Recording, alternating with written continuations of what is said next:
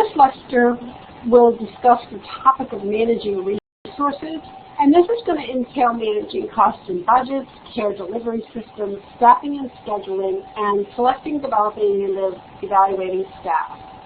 Before we start reviewing the management of resources, let me go over the objectives of today's session. So by the end of this session, you should be able to identify the budget preparation process for healthcare organizations.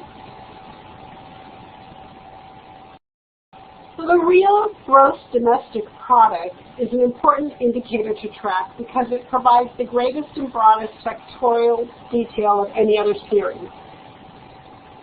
Data reflects income as well as expenditure flows. Sectoral coverage includes durable and non-durable goods, structures, and services.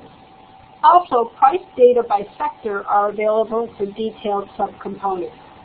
Because of the detail available in the Gross Domestic Product reports, this series provides comprehensive information on supply and demand conditions, including information for various types of developing imbalances over the business cycle.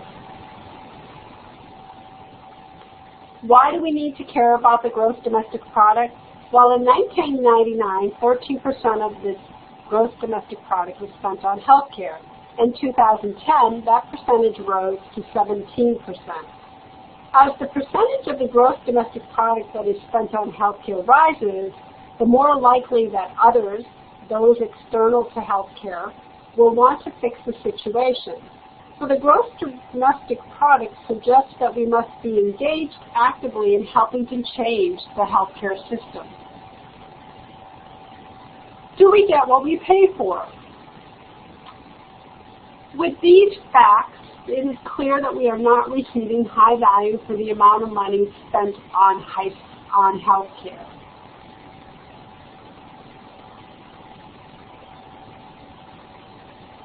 Among the top factors increasing healthcare costs are price inflation, administrative inefficiency, unnecessary care, and pharmaceutical usages.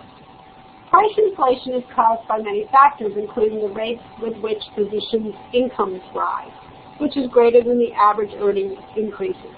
Because consumers go through a third party for payment for much of their care, they are, in a sense, insulated from the actual prices of healthcare goods and services. Administrative inefficiencies are largely related to the number of clerical personnel it takes to process reimbursement from multiple payers. Some healthcare leaders advocate eliminating insurance, and thus the middleman, so that people are dealing directly with each other rather than through a third party that influences the choice of actual practices and payments of services. U.S. hospitals spend an average of 20% of their budgets on billing administration. Unnecessary care includes using the hospital emergency room when a clinic service would suffice, as well as ineffective medical procedures, some of which were selected because of public or consumer pressures. Pharmaceutical usage has increased, and as pharmaceutical companies have marketed their products directly to consumers, they are asking for the latest medications and thus pushing costs up. Part D of Medicare further complicates the scenario due to confusing and complex plans for coverage of medications. Our societal attitude of the quick fix supports using medications rather than other strategies that take time and dedication. The four key sources for healthcare financing are government, private insurance companies, individuals, and others. As you can see, the government, primarily through Medicare and Medicaid programs, pay the most as a single source. Private insurance companies, while paying more of the overall percentage, are composed of numerous individual businesses. Almost 75% of the government spending is at the federal level. Because the government pays such a large percentage, you can see how the centers for Medicare and Medicaid greatly influence what happens in healthcare. The primary payer of health insurance is Medicare. Part A covers organizational services such as hospitals and home health. Part B, which is optional, provides for health care provider payments, medical equipment, and diagnostic tests. In 2006, Part D, the Drug Benefit Program, went into effect. Medicaid is a state-level program with costs shared between the state and the federal government. The funding from the federal level is dependent on the per capita income of the state.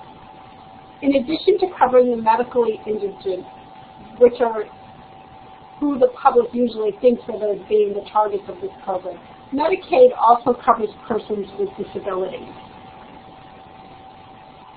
Charges are the costs of providing a service plus a markup for profit.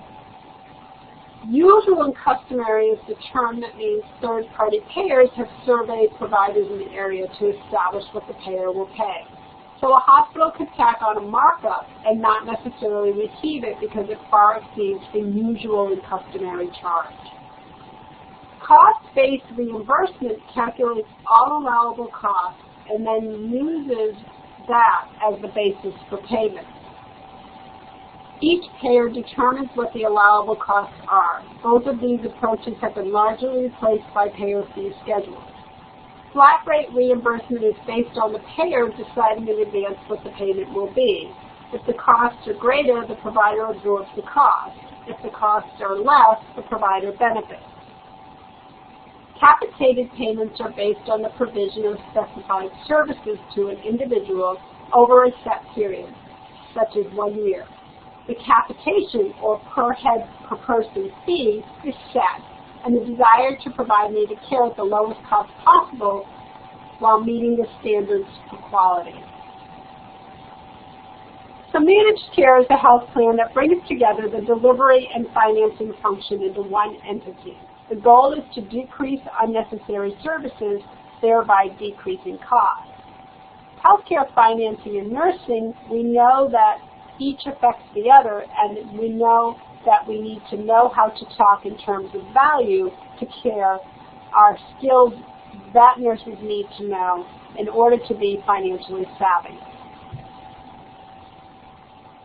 So what does this mean for nursing? It means several things. We must think of our practice within a context of organizational viability and quality of care. We must be able to do financial thinking. We must think of our services in terms of value-added patients. We must exercise cost-conscious nursing practices, including capturing all costs. We must focus on patient needs, not on provider needs or organizational practices.